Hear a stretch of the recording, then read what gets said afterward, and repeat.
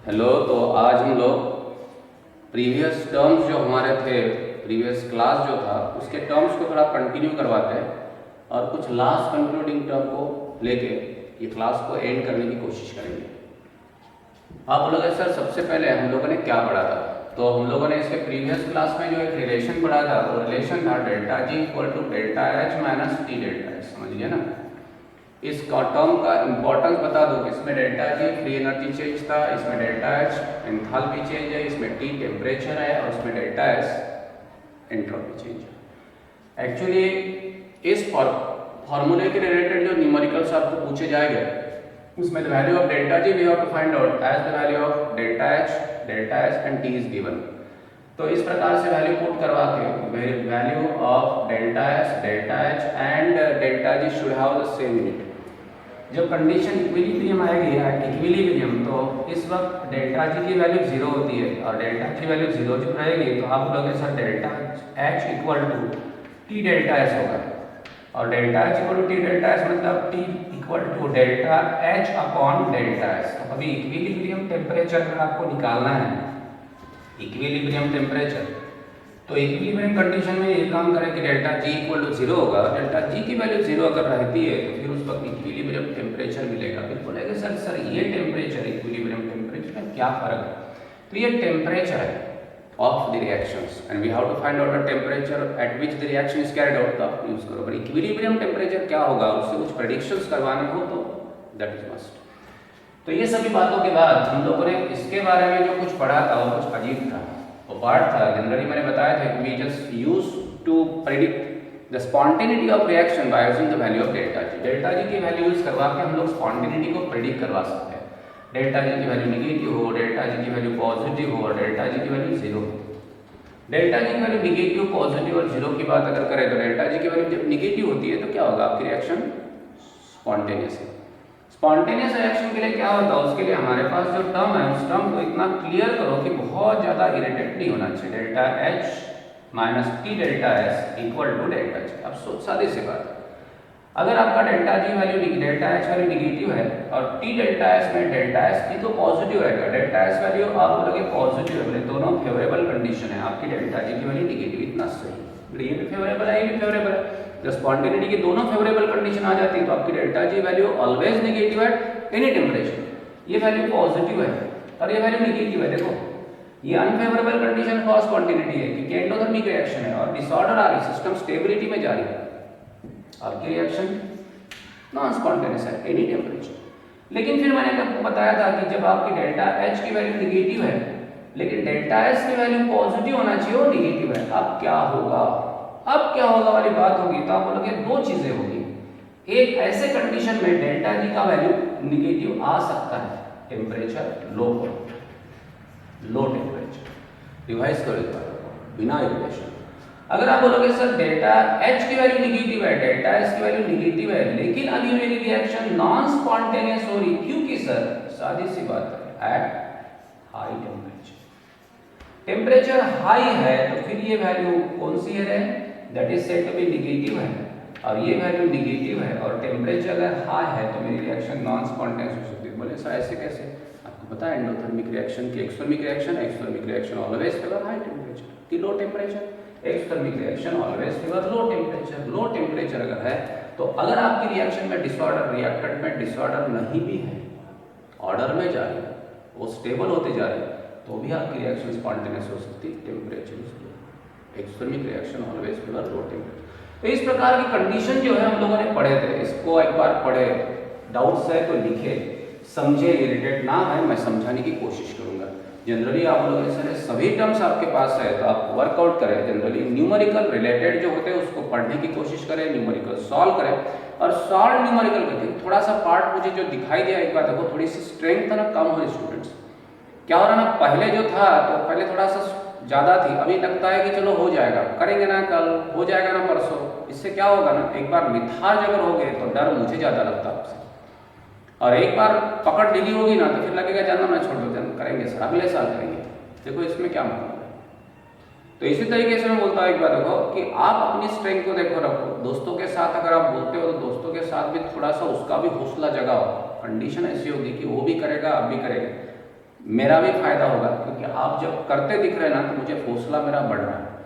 लेकिन अगर आप नहीं करते रहोगे या थोड़ा सा लूजनेस अगर आप में आएगा तो फिर मुझे भी बताने में इंटरेस्ट नहीं, क्योंकि ये जो हमारा पैटर्न है थोड़ा सा मुझे इरिटेटिंग था, लेकिन चल रहा हूँ मैं, दौड़ भी रहा हूँ। लेकिन ये दौड़ने के लिए आपकी स्ट्रेंथ चीयर अप करना बहुत जरूरी है। और वो चीयर अप कैसे होता है, मैंने दिए हुए क्वेश्चंस को आपको सॉल्व करना है, सॉल्व करने के बाद उसके आंसर्स मुझे बताने हैं, मैं देखूंगा, उसके बाद गलतियां ढूंढूंगा और गलतियों को फिर आगे प्रॉपर रेस्पॉन्स देने की कोशिश करूंगा। चले गए, करोगे पक्का? ठीक है, चलो आगे चलते हैं। तो स्टैंडर्ड फ्री एनर्जी चेंज, ये हमारा पहला part. Standard free energy change क्या होगा सर? तो जो रिलेशन हम लोगों ने फ्री एनर्जी चेंज बोला था, standard free energy change delta G0 equal to delta H0 minus T delta S0, ठीक है, ये स्टैंडर्ड फ्री एनर्जी। आप बोलोगे H फ्री एनर्जी चेंज में क्या स्टैंडर्ड क्या है? तो वही आपका temperature 298 kelvin, pressure 1 atmosphere, concentration 1 molar.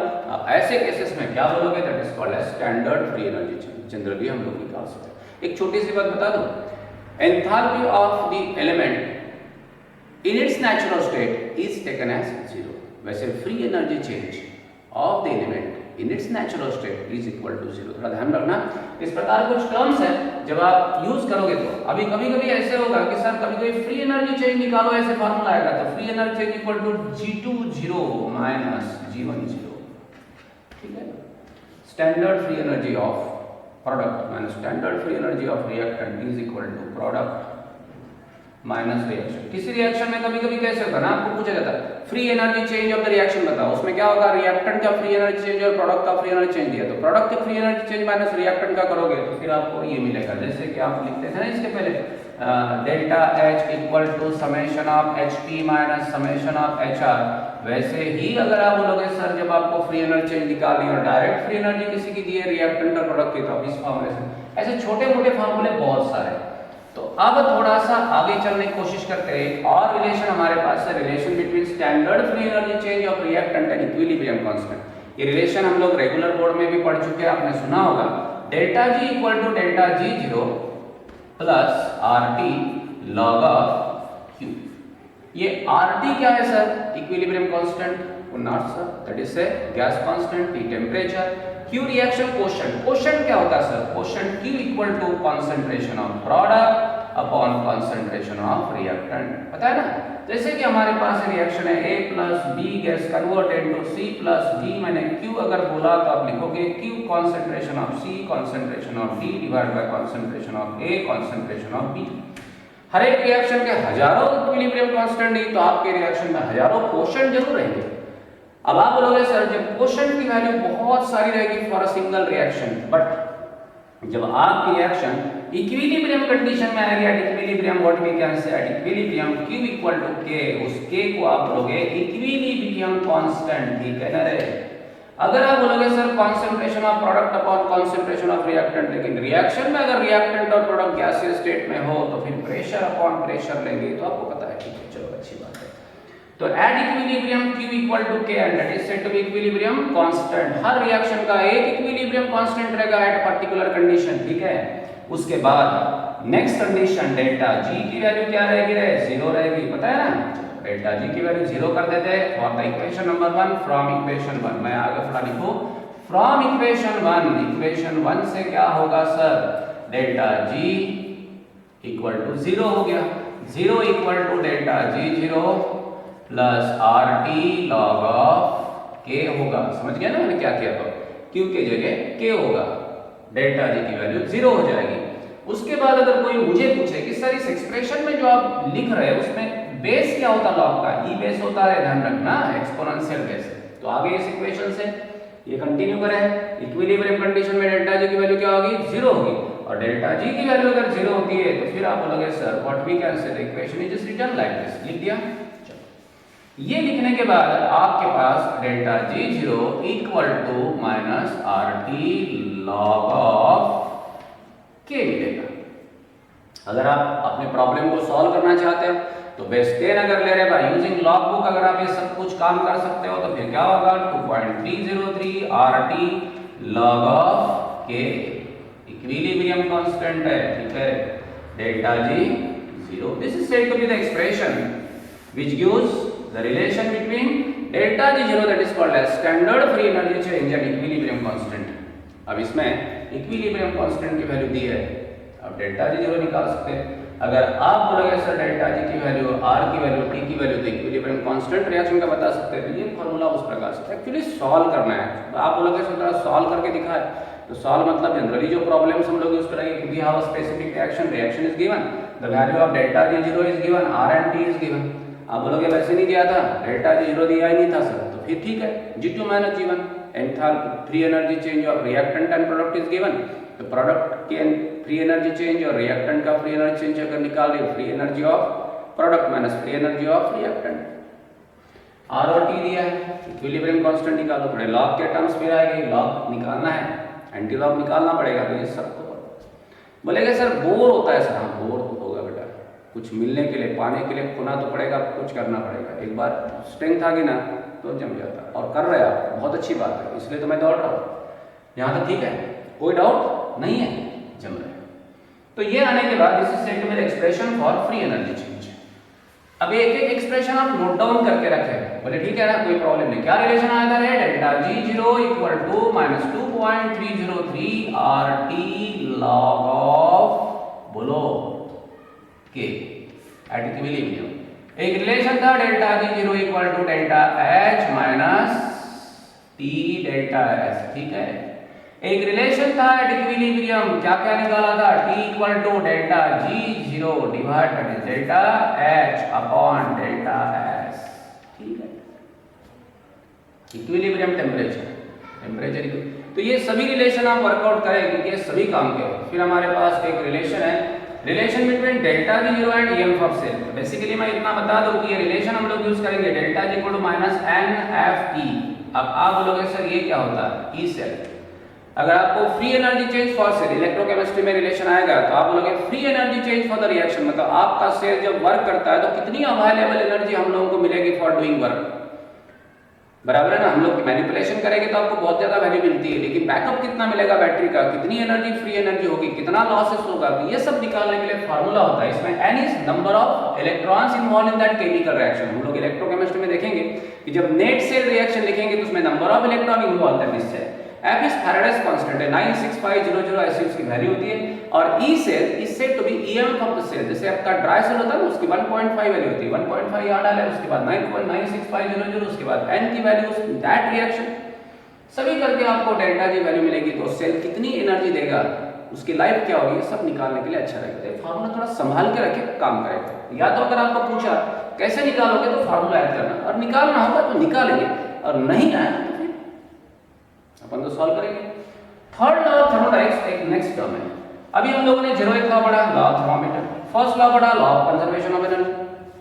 Zeroth law, first law, ये सभी पढ़ने के बाद आप बोलोगे सर अभी हम लोगों को पढ़ना है सेकंड लॉ पढ़ा, जिसमें हम लोगों ने पढ़ा था कि system can perform the work by supplying the amount of energy but that is not 100%, no quantity relationship. Kelvin साहब बोले थे, जूल साहब ने पहले बता दिया था कि heat and energy, heat and mechanical work में क्वांटिटी रिलेशनशिप होता था। क्वांटिटी रिलेशनशिप कॉर्नरी में बोलते हैं जूल साहब, लेकिन केल्विन साहब बोलते नहीं, हीट सप्लाई करने के बाद मशीन वर्क करेगी, लेकिन 100% नहीं होगा, कुछ एनर्जी बाहर जाएगी। वो एनर्जी कहाँ जाएगी सर, तो वो थी हमारी एंट्रोपी। फिर हम लोग एंट्रोपी की बात करें, लेकिन किसी ने मुझे सवाल पूछा कि सर आप मुझे बताया कि एंट्रोपी लॉस होना ही है क्या, तो हम लोग बोलते हैं हाँ होना ही है, लेकिन कहाँ, स्पॉन्टेनियस रिएक्शन में। मतलब all natural processes are spontaneous and they are irreversible. Irreversible spontaneous process अगर होगी, इररिवर्सिबल नेचुरल प्रोसेस अगर होगी, तो उस रिएक्शन में एंट्रोपी चेंज होने वाला ही है, लॉस होगा, मतलब 100% वर्क नहीं मिलेगा। तो किसी ने मुझे पूछा कि बताओ सर कहीं तो भी तो होगा ना, एंट्रोपी चेंज होगा ही नहीं, जितनी एनर्जी देगी उतना अगर वर्क मिलेगा। तो मैं बोलता हूँ ऐसे केसेस को आप क्या बोलते हैं, आइडियल। इसलिए third law of thermodynamics states that for perfectly ideal crystalline system, perfectly, उसमें तीन लॉ, हम लोग थर्ड लॉ की बात करते हैं। क्या बात कर रहे हैं कि नेचुरल इरिवर्सिबल प्रोसेस हो तो वहां पे एंट्रोपी चेंज होना ही है। और जब एंट्रोपी चेंज अगर होगा तो आपने सिस्टम को दी हुई एनर्जी और सिस्टम ने हम लोगों को प्रोवाइड किया वर्क, जितना गाड़ी में पेट्रोल डाला और मिला हुआ मैकेनिकल वर्क, ये क्वांटिटेटिव नहीं है। लेकिन आप बोलोगे सर अगर वो क्वांटिटेटिव के लिए करना क्या चाहिए, पर सिस्टम को आइडियल बनाओ। तो इसलिए हम लोग थर्ड लॉ थर्मोडायनेमिक्स कहते हैं perfectly crystalline, perfectly ideal crystalline, नाम सुनो, perfectly ideal crystalline system at absolute zero, temperature absolute zero, क्योंकि टेम्परेचर से वेरिएशंस आते हैं। यहां उसने बोला कि perfectly ideal perfectly crystalline solid और सब्सटेंस कैसे होना चाहिए? आइडियल होना चाहिए, परफेक्टली आइडियल। आइडियल और परफेक्टली आइडियल, स्पेशियली ऐसे। For perfectly ideal crystalline substance entropy change is equal to 0। उसमें एंट्रोपी चेंज क्या होगा? 0 रहेगा। और जब एंट्रोपी चेंज अगर 0 रहेगा तो फिर उस वक्त आप बोलोगे सर क्या होगा? देखो delta G equal to delta H minus T delta S है। अब जब डेल्टा S की वैल्यू जब 0 होगी तो आप बोलोगे delta G equal to delta H। होगा कि नहीं होगा? जितनी सप्लाई करोगे उतना वर्क होगा। लेकिन ये कौन होगा? आइडियल परफेक्टली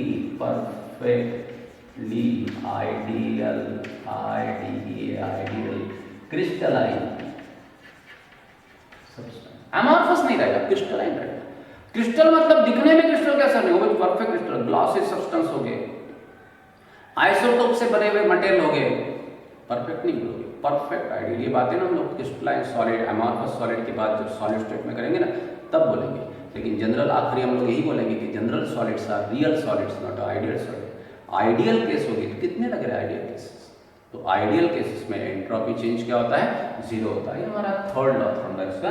उसके बाद एक टर्म आता है वर्क एफिशिएंसी। हम लोगों ने मशीन वगैरह के बारे में पढ़ा, मशीन के बारे में फिजिक्स में भी हम लोग मशीन के बारे में कार्नोट साइकिल वगैरह पढ़ते, तो वहाँ एफिशिएंसी पढ़ते हैं। एफिशिएंसी ऑफ मशीन कैसे निकालोगे वो efficiency? What is the meaning efficiency? Work obtained upon energy supplied. जितनी एनर्जी सप्लाई करे, मतलब work in hand and energy supplied. अब देखो मैं एफिशिएंसी के लिए सिंबल ईटा अगर लिखूं तो that efficiency n equal to delta G upon delta H लिखता हूं। समझ गया होगा कि sir efficiency of the machine is equal to delta G upon delta H। Delta G क्या होता है? Available energy for doing work, delta H amount of energy supplied. अब आप बोलोगे सर डूइंग वर्क के लिए एनर्जी जनरली क्या होती? कौन सी? नेचुरल है, इरिवर्सिबल प्रोसेस है। तो उस प्रोसेस में, नेचुरल प्रोसेस में डेल्टा G की वैल्यू डेल्टा S से छोटी होती है generally. Delta H less than delta G, delta G value is less than delta H for natural irreversible process कोई भी। तो फिर आने वाली वैल्यू एफिशिएंसी की क्या होगी? इनटू अगर मैं 100 करूं तो फिर क्या होगा रे? The value is less than 100 मिलेगी एफिशिएंसी मशीन की। लेकिन आइडियल सिस्टम अगर होगी, परफेक्टली आइडियल क्रिस्टलाइन सब्सटेंस होगी, तो डेल्टा G और डेल्टा H की वैल्यू क्या होगी? वो मशीन कितनी एफिशिएंसी देगी? 100%। तो इसका मतलब हम लोग बोलेंगे work obtained energy supplied, work obtained upon energy supplied, मतलब delta G upon delta H। That is, तो these are said to be the terms what we can say। जो मुझे बोलना है आपने सुने हैं तो एक बार देखो, ये बिल्कुल सही है। जनरली आप सभी टर्म्स को आप वर्कआउट करें। इसके न्यूमेरिकल्स वगैरह मैं आपको जनरली सॉल्व न्यूमेरिकल में आपको बताने की कोशिश करूंगा। आप बोलोगे सर अभी सॉल्व करें, तो यहाँ पे अगर क्वेश्चंस वैसे ही delta G is given, delta G what is work efficiency, what is equilibrium temperature, what is spontaneous और नॉट, ऐसे न्यूमेरिकल हम लोग जैसे ही बाय द टॉपिक हम लोग जैसे सॉल्व करते रहे। कोई डाउट है तो मुझे पूछे, लेकिन करना आपका काम है। न्यूमेरिकल सॉल्व अनसॉल्व प्रॉब्लम मैं आपको बताऊंगा, इसमें कोई दिक्कत है तो मैं सॉल्व करके उसको बताने की कोशिश करूंगा। उसके बाद अगर हम लोग बोलेंगे सर नेक्स्ट टॉपिक की ओर वर्कआउट करने की कोशिश करते हैं, ठीक है, कोई डाउट? Thank you.